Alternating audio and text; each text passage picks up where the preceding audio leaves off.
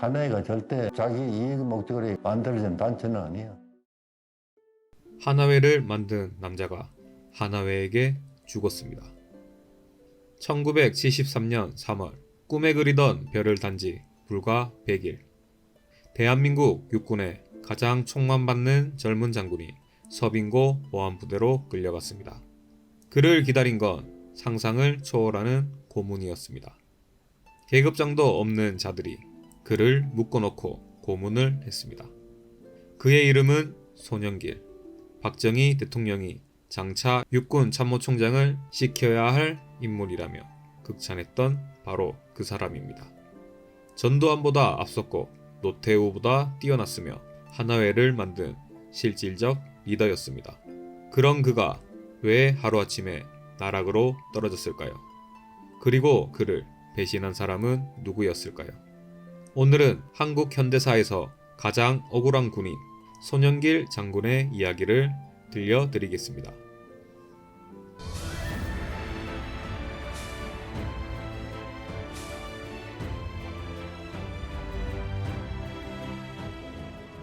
(1951년) 울산 공업고등학교를 갓 졸업한 청년 손영길이 육군사관학교 11기로 입교합니다. 이곳에서 그는 평생의 친구이자 훗날 자신을 배신할 전두환을 만나게 됩니다. 두 사람은 목숨을 걸고 국가에 충성을 다하자고 맹세한 사이였습니다. 육사 축구팀에서 전두환은 골키퍼, 손영길은 최후 수비수였죠. 환상의 호흡으로 수많은 경기를 승리로 이끌며 둘은 형제 같은 우정을 쌓아갔습니다. 육사 11기는 특별했습니다. 그 이전 기수들은 단기 교육만 받았지만 11기부터는 4년 정규 과정을 밟았기에 정규 육사 1기라 불렸습니다. 이들은 엘리트 의식이 강했고 특히 손영길은 그 중심에 있었습니다. 1957년 7사단 중대장이던 손영길은 새로 부임한 박정희 사단장을 만나게 됩니다. 당시만 해도 먹고 살기 어려워 탈영병이 속출했지만 손영길의 중대에서는 단 한 명의 탈영병도 없었습니다. 박정희 사단장은 손영길의 부대 운영 능력에 감탄했습니다. 부조리를 없애기 위해 앞장서고 비리도 저지르지 않았습니다. 역시 손영길이다. 박정희는 이때부터 그를 눈여겨보기 시작했습니다. 1961년 5월 16일 역사적인 군사 쿠데타가 발발합니다. 당시 손영길은 부산 지역으로 전출을 앞두고 있었습니다. 그런데 전두환에게서 급한 전화가 걸려왔습니다. 혁명 주역들이 육사 11기 동기들을 반혁명 세력으로 처벌하겠다는 것이었습니다. 손영길은 곧바로 서울로 올라가 박정희 소장을 만났습니다. 그리고 쿠데타를 지지한다는 의사를 전달했습니다. 박정희는 이미 상황이 끝났으니 걱정하지 말라며 부산으로 내려가지 말고 자신의 전속 부관을 맡으라고 했습니다. 그러면서 박정희는 손영길에게 리볼버 권총 한 장을 선물로 주었습니다. 이날부터 손영길은 박정희를 가장 가까이에서 모시게 되었습니다. 손영길은 박정희 대통령을 무려 4년 넘게 보좌했습니다. 박정희 사무실 앞에 의자를 두고 자리를 지켰고 박정희를 만나려는 사람들은 모두 손영길의 허락을 받아야 했습니다. 1961년 10월 박정희 의장은 손영길과 함께 부산 출장을 갑니다. 회의실에서 만난 사람은 삼성그룹 이병철 회장이었습니다. 이병철 회장은 전국을 3개월간 돌아본 결과 공업용수 확보와 항만 조건 등을 고려할 때 울산이 최고라고 보고했습니다. 박정희가 이에 동의하면서 대한민국 최대 규모의 공업단지는 울산으로 결정되었습니다. 회의가 끝난 후 이병철 회장은 손영길을 따로 불러 농담조로 말했습니다. 고향이 울산이니 땅 좀 사두라고 부자가 될 거라고요. 하지만 손영길은 욕심을 부리지 않았습니다. 그저 고향이 발전하는 것에 대한 자부심만 가졌습니다. 손영길을 신임한 것은 박정희만이 아니었습니다. 유경수 여사가 가장 아꼈던 인물 역시 손영길이었습니다. 한 번은 손영길이 일선 부대로 돌아가고 싶다고 말했는데 유경수 여사가 민정이양 후 함께 원대 복귀하자며 만류할 정도였습니다. 박정희가 청와대로 가게 되었을 때 측근들은 대부분 군복을 벗고 함께 들어갔습니다. 하지만 손영길은 달랐습니다. 박정희의 권유를 거절하며 군에 남아 자주 국방태세를 갖추는데 최선을 다하겠다고 했습니다. 박정희는 손영길의 뜻을 이해하고 오히려 더욱 신임하게 되었습니다. 손영길은 육사 11기 동기들을 모아 하나회를 만들었습니다. 전두환, 노태우, 김복동 등이 여기 속했습니다. 하나회의 뜻은 한마음 한뜻으로 국가에 충성하겠다는 것이었습니다. 손영길이 하나회를 만든 이유는 명확했습니다. 비육사 출신 장교들이 육사놈들이 뭘 아느냐며 시기했고 육사 출신들도 저것밖에 안 된다는 말을 듣는 게 싫었습니다. 일반 장교들에게 육사 출신들은 다르다는 신망을 주려면 우수한 사람들이 마음을 합쳐 열심히 해야 했습니다. 초기 하나회는 정치단체가 아니었습니다. 참군인이 되자는 뜻에서 만든 친목단체였습니다. 하지만 시간이 흐르면서 상황은 달라지게 됩니다. 1963년 7월 전두환과 하나회 회원들이 중대한 위기에 처합니다. 5.16 쿠데타 주역인 8기 때문에 인사상 불이익을 받는다고 생각한 이들이 김종필 등 8기를 제거하기 위한 쿠데타를 모의한 것입니다. 하지만 이 쿠데타는 실패로 끝났고 전두환 등은 방첩대장에게 체포되어 구속되었습니다. 이때 절친한 동기 손영길이 나섰습니다. 박정희의 전속 부관이었던 그는 박정희를 찾아가 선처를 청했습니다. 이들은 박정희를 존경하는 마음이 누구보다 강하며 충성하려고 쿠데타를 시도한 것이라고 말했습니다. 결국 박정희는 손영길의 요청으로 전두환과 하나회에 대해 책임을 묻지 않았습니다. 물론 박정희도 8기에 대한 견제가 필요하다고 생각하고 있었던 것도 사실입니다. 전두환은 손영길 덕분에 살아남았습니다. 손영길은 청와대를 지키는 요직인 수도경비사령부 30대대장을 맡았습니다. 이는 대통령의 의중이 반영된 것이었습니다. 과거부터 30대대장은 대령계급이 맡았지만 손영길은 중령이었음에도 이 자리를 차지했습니다. 1967년 육군대학에 입학하면서 대대장 자리를 떠나게 되었는데 손영길은 후임으로 자신의 동기인 전두환을 추천했습니다. 손영길이 거쳐온 보직을 전두환이 이어받고 전두환이 거친 보직을 노태우가 이어받는 구조였습니다. 이처럼 손영길은 동기 전두환에게 항상 큰 도움을 주었습니다. 1971년 손영길은 수도경비사령관 참모장으로 군의 실세인 윤필용 장군을 모시게 되었습니다. 그리고 1972년 12월 손영길 대령의 준장 진급이 결정되었습니다. 이때 박정희는 윤필용을 불러 지시했습니다. 손영길은 장차 참모총장을 해야 할 인물이니 정도를 걸어가도록 잘 지도하고 정부 기관에 가서는 안 되니 계속 데리고 있으면서 잘 키워주라고 했습니다. 윤필용 장군은 전두환을 만나 농담 반 진담 반으로 말했습니다. 박 대통령이 손영길을 참모총장으로 키우라는 당부가 있었으니 자네는 더 분발해야겠다고요. 전두환은 큰 충격을 받았습니다. 11기 중에서는 자기가 가장 먼저 참모총장이 되겠다는 꿈이 있었기 때문입니다. 1973년 1월 전두환의 경쟁심과 질투심을 부추기는 또 다른 사건이 발생합니다. 윤필용 장군은 10월 유신 공로자 2명에게 훈장을 주겠으니 대상자를 추천하라는 청와대의 연락을 받았습니다. 윤필용은 전두환과 손영길을 추천했고 이들은 박정희 대통령으로부터 훈장을 받기로 계획되어 있었습니다. 그런데 갑자기 상황이 바뀌었습니다. 2명 중 1명만 2등 훈장을 주고 다른 1명은 3등 훈장을 주게 된 것입니다. 윤필용은 2등 훈장을 손영길에게 주라고 말했습니다. 이로 인해 전두환의 질투심은 폭발하게 되었습니다. 하지만 손영길은 이를 전혀 눈치채지 못했습니다. 그는 여전히 전두환에게 박 대통령을 잘 모시자 형제같이 우정 변치 말고 힘을 합쳐 대한민국을 지키는 군인이 되자고 말했습니다. 1972년 10월 박정희 정권의 핵심 실세는 경호실장 박종규, 중정부장 이후락, 보안사령관 강창성, 그리고 수경사령관 윤필용이었습니다. 이 중 이후락과 윤필용은 과거 악연이 있었습니다. 윤필용이 박 대통령에게 이후락의 비리를 보고한 적이 있었기 때문입니다. 그러다 이후락 부장이 북한을 다녀온 후 7.4 남북공동성명을 발표하는 등 두각을 보이기 시작했습니다.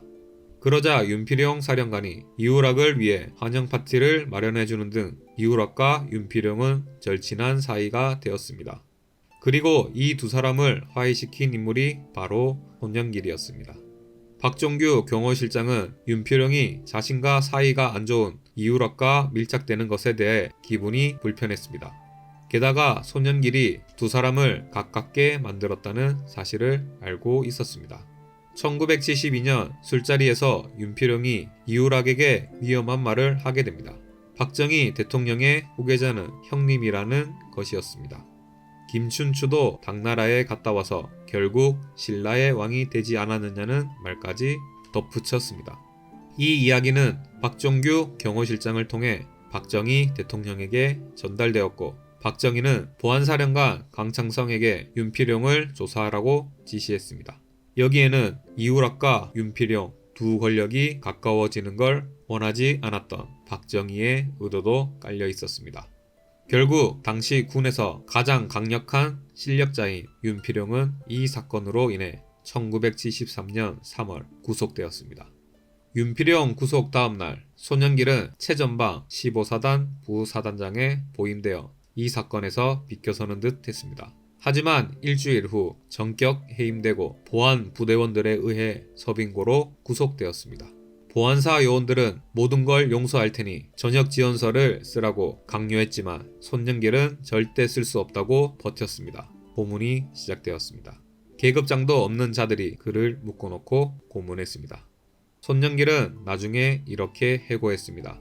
더러운 군대를 그만둬야겠다고 마음먹었지만 박 대통령이 자신에게 참군인의 길을 가르쳐 주셨는데 배신할 수는 없었다고 했습니다. 하지 않는 일을 어떻게 했냐고 할 수 있겠느냐. 죽더라도 버텨야 한다는 생각이었습니다. 사실 윤필용은 대통령에 대한 불경한 말을 했다는 이유라도 있었지만 손영길은 조사를 받아야 할 하등의 이유가 없었습니다. 그런데 왜 손영길이 구속된 것일까요? 처음에 박종규 실장은 윤필용만 구속해 혼내주고 손영길을 건드릴 생각이 없었습니다. 과거 손영길은 박종규와도 각별한 사이였기 때문입니다. 과거 박종규 경호실장은 술을 먹고 실수로 박 대통령에 대한 불경한 말을 한 적이 있었습니다. 이 이야기가 박정희의 귀에 들어갔고 대통령은 경로에 경호실장 출근을 정지시켰습니다. 그때 손영길이 박종규를 구하기 위해 청와대로 향했습니다. 박정희를 만나 모함이라고 박종규는 그런 행동을 할 사람이 아니라고 오해를 풀었습니다. 결국 박정희는 박종규에게 내일부터 출근하라 전하라고 말했습니다. 이때 박종규는 죽었다 살아났다면서 자신의 손목에 차고 있던 금시계를 풀러 손영길이 차고 있던 시계와 바꿨을 정도로 두 사람은 각별한 사이였습니다. 1973년 3월 윤필용이 구속되던 날 손영길은 제15사단 부사단장 전출 명령을 받고 출발하기 전 박종규를 만났습니다. 박종규는 걱정하지 말고 가서 잠깐 기다리면 곧 돌아올 수 있게 해주겠다고 안심시켰습니다. 실제 당시 박종규 실장은 윤필용만 구속해 혼내주고 손영길을 건드릴 생각이 없었습니다. 그런데 전두환과 노태우가 박종규 실장을 찾아왔습니다. 그들은 이렇게 주장했습니다. 윤필용이 이우락과 가까워지고 윤필용이 박정희에게 불경운동을 하게 된 것은 두 사람을 더 가깝게 만든 손영길에게 책임이 있다고 했습니다. 따라서 윤필용보다 더 나쁜 사람이 손영길이니 그에게 책임을 물어야 한다고 말했습니다. 결국 이로 인해 손영길은 구속되었습니다. 이때까지만 해도 손영길은 금방 풀려날 줄 알았습니다. 하지만 손영길의 부하들이 불리한 증언을 하면서 빠져나올 수 없게 되었습니다. 손영길이 그들을 만나 따졌는데 그들은 이렇게 답변했습니다. 검찰에 나오기 전 전두환을 만났는데 그가 이 일에 대해 일절 모른다고 진술하라 지시해서 진술할 수밖에 없었다고 했습니다. 손영길은 징역 15년형을 선고받고 군에서 제적당했습니다. 손영길이 군복을 벗게 되자 전두환이 하나회의 최고 리더가 되었습니다. 그리고 마침내 정권을 장악하기에 이릅니다. 손영길은 전두환에 대해 이런 말을 남겼습니다. 둘도 없는 동기한테 배반당했다고요. 소대장, 중대장을 할 때는 정의와 대의로 지냈는데 위로 올라가면서 사리가 생겼던 것 같다고 했습니다. 자신이 한 발 앞서 나간 게 동기들의 지시를 받았던 이유였고 전두환 또한 자신에게 경쟁심을 가졌던 것 같다고 말했습니다. 1980년 손영길은 보안사령관이었던 강창성을 만났습니다. 이 자리에서 강창성 사령관은 말했습니다. 자네는 잘못이 없다. 그러나 지금은 얘기를 못한다고 했습니다. 이후 대우그룹 김우중 회장의 도움으로 손영길은 미국 텍사스 대우지사에서 일할 수 있었습니다. 귀국해서도 대우의 주선으로 페인트 제조회사를 운영했고 탄탄한 재력을 가지는데 성공했습니다.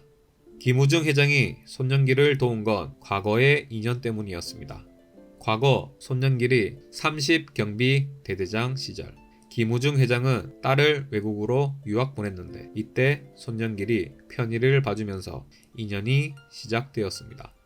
전두환 대통령과는 두세 번 골프장에서 만난 적이 있었습니다. 전두환은 요즘 어디 있느냐, 언제 한번 보자고 말했고 실제 한번 식사를 하자는 기별이 오기도 했습니다. 손영길은 전두환에 대한 서운함을 감추지 않으면서도 이제는 그만 용서해야겠다고 말했습니다. 생명을 함께하기로 했던 둘도 없는 친구가 왜 정치를 해서 본인은 물론이고 자녀들까지 고생시키냐는 마음으로 남아있지만 이제 용서해줘야 할 때인 것 같다고 했습니다.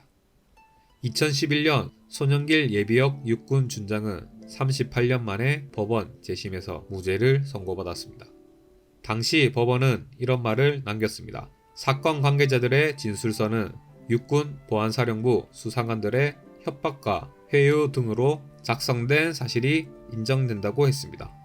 우리 군은 이 사건으로 손영길이라는 아까운 지휘관 하나를 잃었다고 말했습니다. 이 판결로 손영길은 5억 원의 배상금을 받았는데 고민 끝에 이 돈을 육군사관학교 발전기금으로 기부했습니다. 기부하면서 그는 이렇게 말했습니다. 자신이 군에서 못다 이룬 꿈을 후배들이 진정한 군인이 되어 헌신해줬으면 좋겠다. 자신 같은 불행한 군인이 다시는 나오지 않도록 육사생도들 인성교육에 써줬으면 좋겠다고 말했습니다. 한국 근현대사에서 만약이라는 가정이 가장 많이 붙는 사건은 바로 윤필용 사건입니다. 이 사건으로 인해 윤필용, 손영길, 강창성, 이후락 등 박 대통령의 최측근이 사라졌고 그 여파로 경호 업무가 허술해진 탓에 유경수 여사를 잃었습니다. 후임 경호실장 차지철은 김재규 부장과 사사건건 불화가 깊어졌고 1979년 3월 박 대통령은 전두환을 보안사령관에 임명합니다. 그 후 부마 항쟁이 일어났고 이 사건을 수습하는 과정에 김재규와 차지철 간 불화가 극에 달해 12.6 사건이 발생했습니다. 결국 윤필용 사건의 최대 피해자는 박정희 대통령 자신이었습니다. 손영길의 사무실에는 자주국방 확립이라는 글씨가 적힌 액자가 걸려 있습니다. 과거 박정희 대통령이 직접 써준 선물이라고 합니다. 손영길은 박정희 대통령에 대해 이렇게 평가했습니다. 진짜 애국자라고요. 국민을 그렇게 염려하고 사랑하는 애국자는 없었다고 말했습니다. 38년 만에 무죄를 받았지만 그의 인생은 돌아오지 않았습니다. 참모총장이 될 수 있었던 그는 대신 15년을 감옥에서 보냈습니다. 5억 원을 받았지만 그는 한 푼도 쓰지 않고 모두 육군사관학교에 기부했습니다. 나 같은 불행한 군인이 다시는 나오지 않도록 그게 그의 마지막 소원이었습니다. 역사에 가정은 없습니다. 하지만 만약 1973년 3월 전두환과 노태우가 박종규 실장을 찾아가지 않았다면 어땠을까요? 한 사람의 배신이 바꾼 대한민국의 운명. 여러분은 어떻게 생각하시나요? 만약 손영길이 배신당하지 않았다면 한국 현대사에서 무엇이 가장 크게 달라졌을까요? 댓글로 여러분의 생각을 자유롭게 남겨주세요. 여러분의 한 줄이 역사를 기록합니다. 그리고 구독과 좋아요, 알림 설정은 더 많은 분들이 이 이야기를 볼 수 있도록 큰 힘이 됩니다. 다음 영상에서 또 다른 숨겨진 역사의 진실을 전해드리겠습니다. 시청해 주셔서 감사합니다.